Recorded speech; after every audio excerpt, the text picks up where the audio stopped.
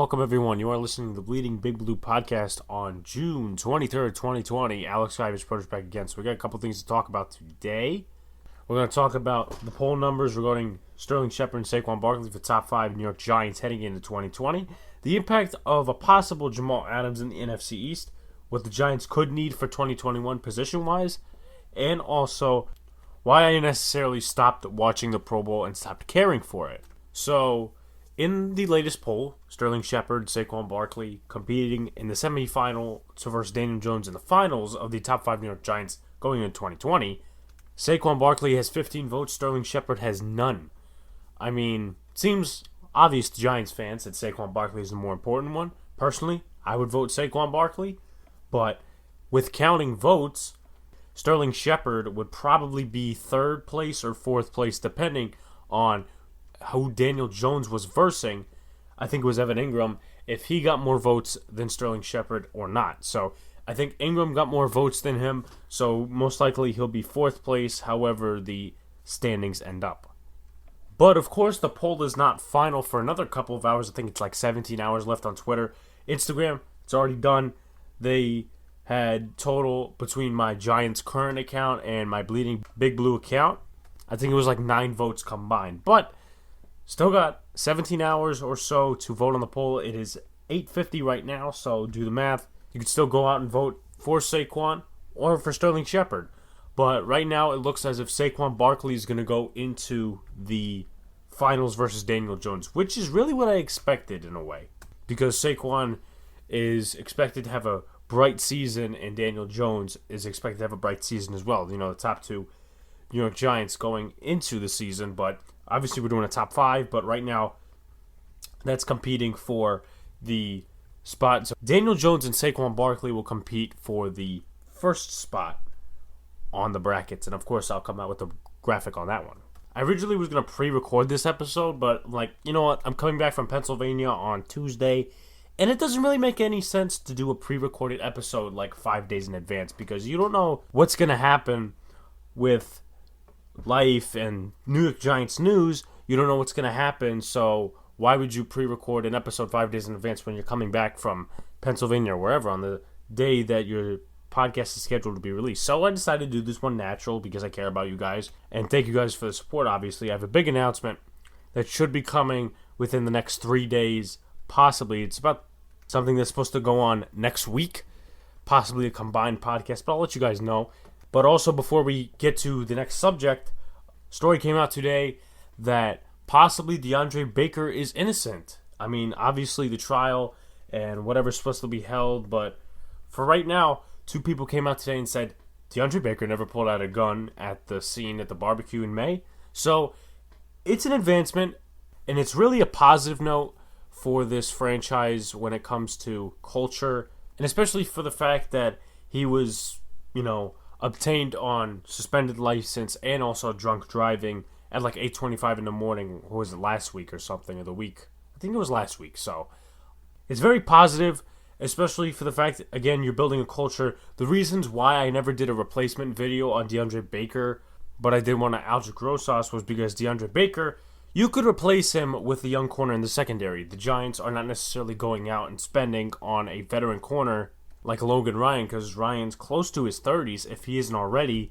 And the Giants have a filled secondary with young corners. You got Corey Ballantyne, you got Sam Beal, you got Julian Love. Maybe you could place a corner too if Xavier McKinney is your free safety. But I don't think that the Giants would replace DeAndre Baker with a veteran like you would Rosas or maybe a young guy. But you don't have any other kickers on the roster. And for Rosas, there's not a story that's on his side. He was drunk driving, and he rammed a vehicle, and he had a suspended license. So it's going to be interesting. The Giants will try to see the facts and try to play it out. But everyone's going to cry, oh, Dave Gettleman, oh, now we're starting to act like Josh Brown situation all over again. But Joe Judge is going to try to see the facts and play it out. Again, there's not a story that's on his side. And when people were complaining last year about this whole Janoris Jenkins, oh, he's getting cut, Josh Brown, Jerry Reese was the general manager when that happened. Ben McAdoo was the head coach. 2 different regimes now. So I don't know why people were trying to make excuses for Janoris Jenkins. Like, listen, what he did was wrong. Okay, everyone knows that. And the Giants really shouldn't have stuck by Josh Brown with this whole domestic violence issue, or they were trying to see the facts out and see what happened. But again, why were people trying to associate Dave Gettleman and Jerry Reese? Meanwhile, Jerry Reese waited for the facts, and Dave Gettleman 2 days later or a day later said, Janoris Jenkins is off our team. So I don't know why people associated with that last year. Again, Giant fans will be Giant fans, and they were just upset that they lost their first best corner. Now, I'm not going to say he was premier Pro Bowl player. Yeah, he was once 2016, and he was solid. Let's be honest. Jenkins was the best corner of the secondary. Everyone knows that. And they were just mad because he tweeted something like that, and Dave Gettleman didn't tolerate it. And they also had a crappy secondary because the coaches couldn't do anything right. So they said, okay, let's blame this on Dave Gettleman because the Josh Brown situation. So people didn't think about that. And it's upsetting because Dave Gettleman gets more hate than he really should. I have disagreed with a lot of Davey's moves. Alec Ogletree move. Obviously, Nate Solder move coming out now. I agreed with it at the time because I thought it was, okay, left tackle, and he's going to be good for our team. And now everybody is blaming Dave Gettleman and wants his head cut off, and they want his head to roll because the Giants aren't getting it done. Meanwhile, the Maras brought in Pat Shurmur to help this young team, even if it was a win-now situation or not. And Pat Shurmur chose his staff, not Dave Gettleman. Pat Shurmur chose his staff. Okay, James Batcher's defensive coordinator, Hal Hunter's offensive line. It was a circus. And to blame Dave Gettleman for all of that is really not the best. Now, Gettleman was taking part in the Shurmur hire, but he couldn't have done it without the consent of the Maras. So people just have to think, and then if Dave Gettleman gets fired and you have a new GM who starts taking down everything, it's like, okay, I don't want Dave Gettleman's players, so I'm going to trade them, I'm going to release them, I'm going to do whatever. When he starts stripping down, if the Giants or John Mara tells him to do that, then we're going to have another sucky team for the next 5 years. And it's not going to be the fans' fault, but the fans should have said, okay, I'll stick with what I have.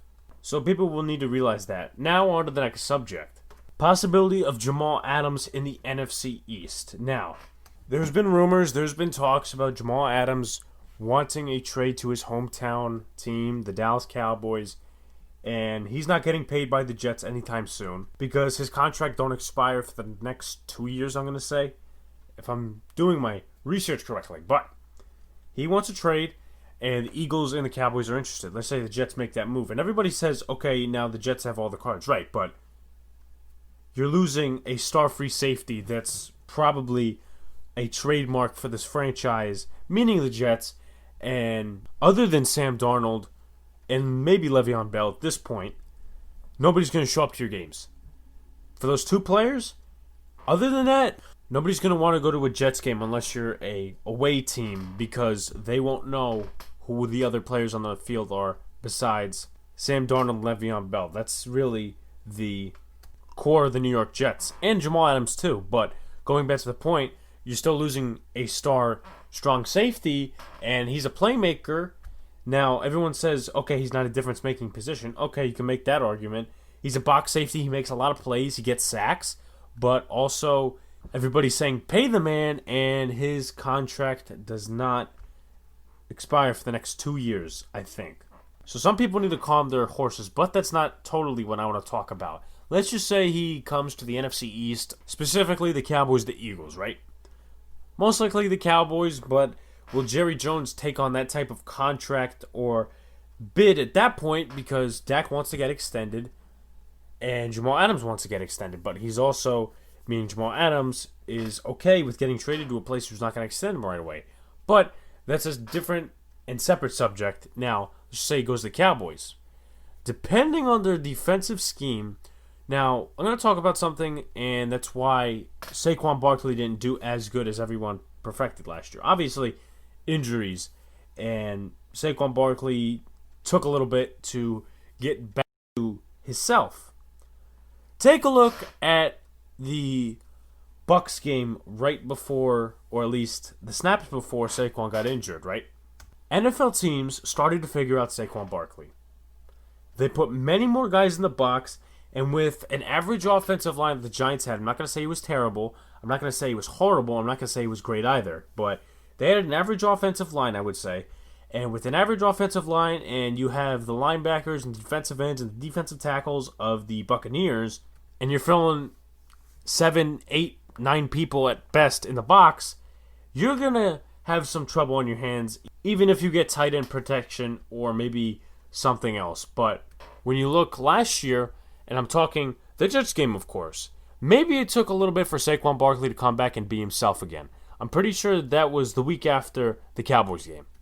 The Jets are probably the 11th best defense or something like that. They have a good defense, they just don't have a lot of trademark names other than Jamal Adams. At least that's what I could tell you from an outsider standpoint. So, look at last year. 1 rushing yard against the New York Jets. You could claim injury, you could claim the fact that, Eric Smith was the left tackle for most of the game, Nick Gates was the right tackle, Spencer Pulley was the center. Okay, make that argument. I'm not going to stop you. But he couldn't get more than 1 yard on like 13 rushes, and they had to stick to the passing game for most of the game. That ain't good. And at that point, Pat Shurmur needed to change his style and his offense, and Mike Shula as well. I mean, Mike Shula is more involved with the quarterbacks, and Shurmur was more involved in creating the offense and also play calling as well. I mean, you saw last year against the Vikings. Now, this is different running back, obviously, and the Giants' offensive line had a horrible game against the Vikings, Week 5, and Jonathan Hilliman was the running back, and they had many guys in the box, obviously, when Jabril Peppers had that forced fumble on Dalvin Cook. The Giants were trapped inside their 1. They did get the ball, though. So they got the ball, and they ran it, and Anthony Barr trapped them inside for a safety because everybody knew, okay, they're going to run it. So you have to make the offense disguised in a way. And you can't keep running the same plays, and you have to give different looks as far as the offense goes. And when you're just running shotgun, it's not going to make any sense.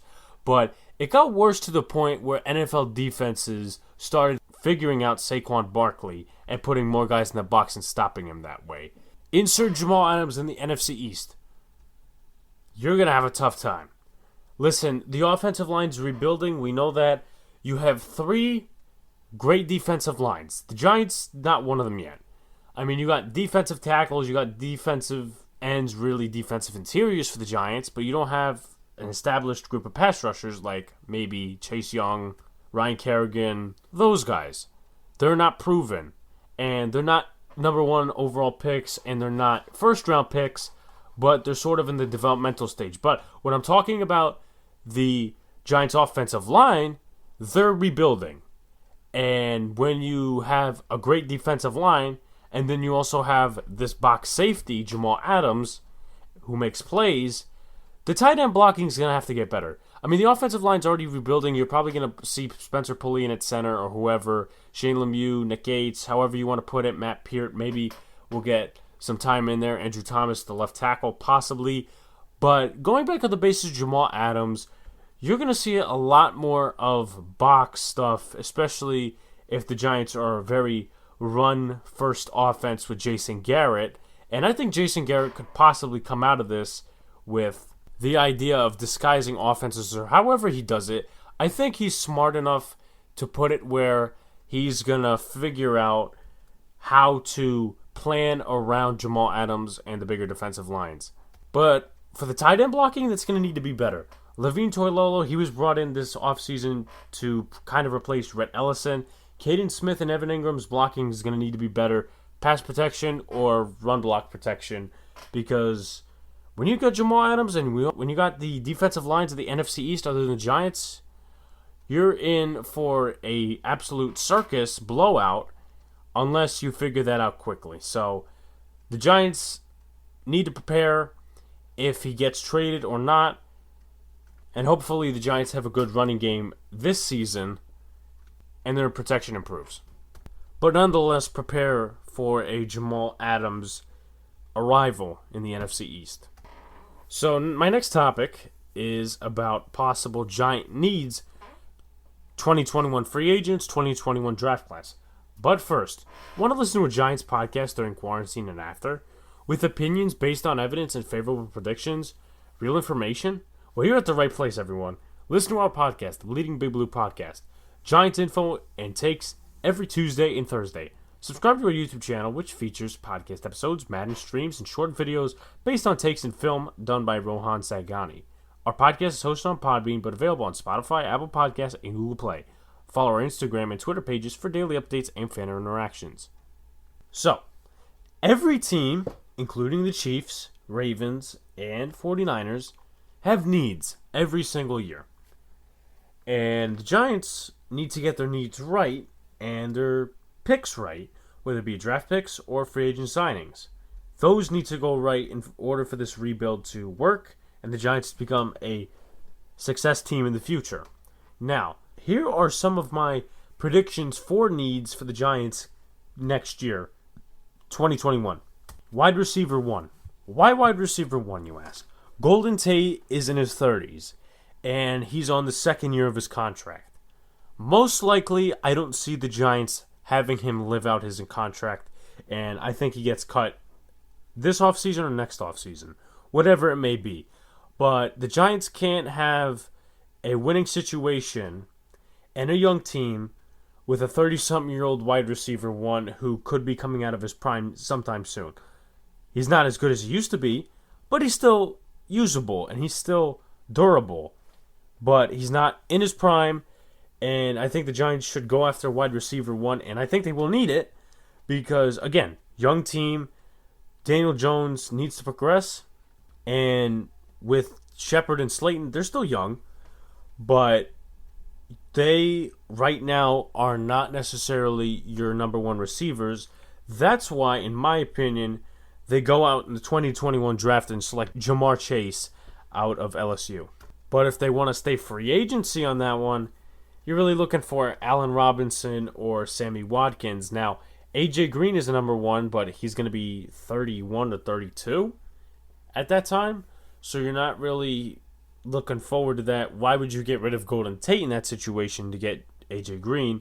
I mean, AJ Green is a better wide receiver. Everyone knows that. And he's still somewhat in his prime, though he's injury prone.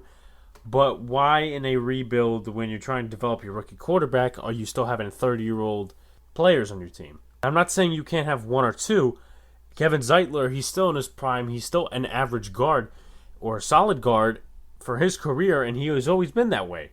He's still that way. He still could play that way. If he gets injured this season or maybe comes out of his prime, you put Shane Lemieux or Nick Gates in there. That's, what it's for the future. But I think Golden Tate's last good year is this year, and they cut him, and then they bring in a wide receiver 1. The next one would be kicker. Unless Aldrick Rosas has a phenomenal season and another Pro Bowl season, I don't see him being a long-term kicking option. Now, every kicker has their ups and downs.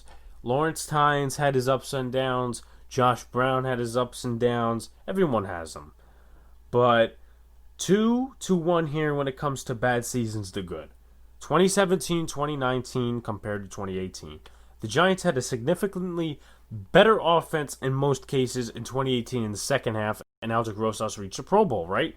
But also 2017 and 2019, the offenses were really dry. Really 2017, because they couldn't get crap down the field, especially when you had wide receivers as decoys and practice squad guys, and Evan Ingram was your number 1.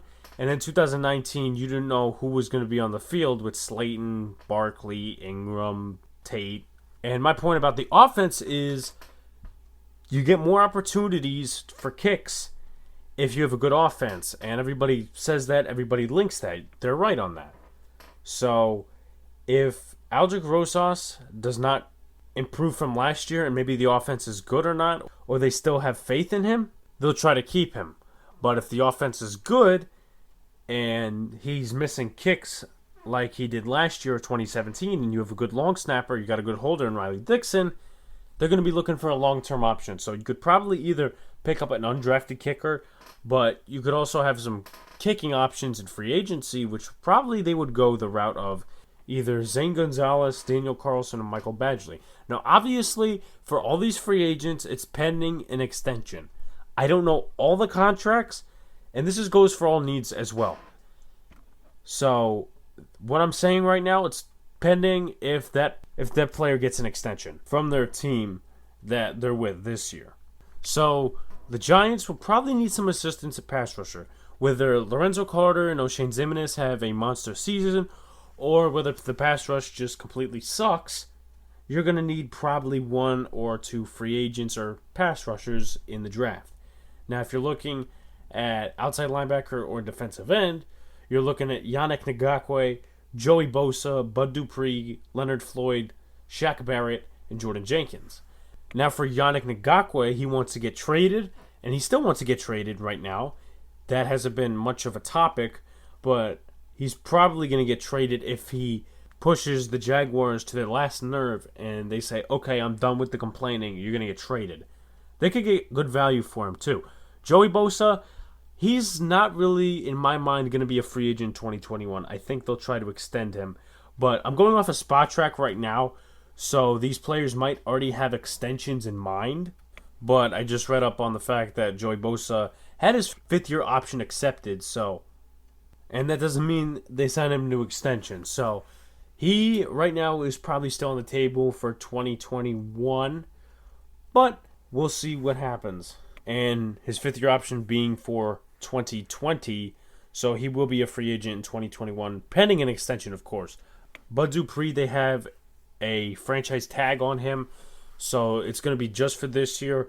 I don't think he's a long-term option in Pittsburgh. I would have to talk to Pittsburgh fans, but they're really more focused on TJ Watt right now.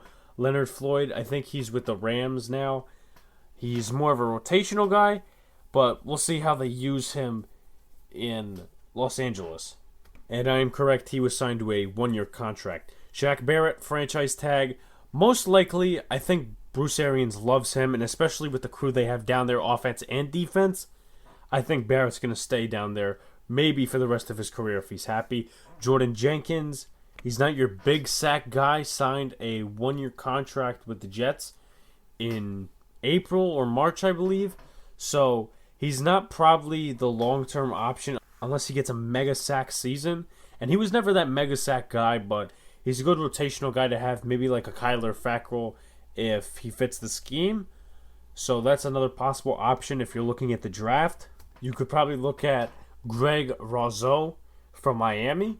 And if you're just looking at the linebacker position in general, inside-outside, Micah Parsons from Penn State and Dylan Moses from Alabama, I have to do research and film on them. So I will take further research on those two guys.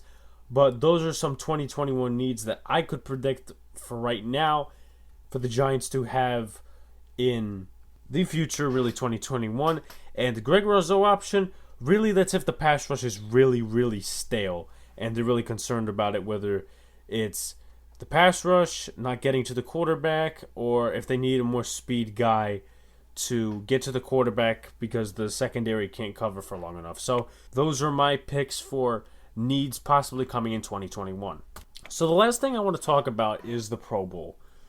And a guy on Twitter, I think he's a Giants fan, and he talked about Xavier Rhodes. He said Xavier Rhodes put up these subpar stats last season, still went to the Pro Bowl.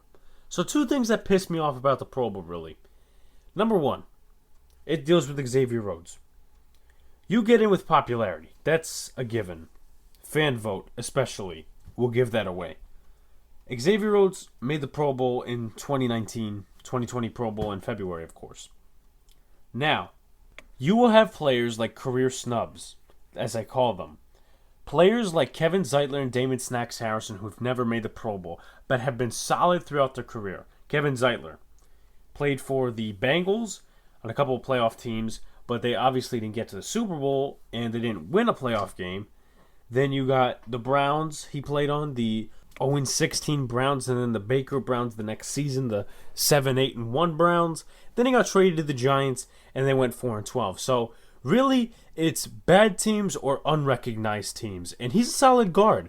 Listen, I wouldn't do this for anyone else, really, in the case of overreacting, and this isn't overreacting.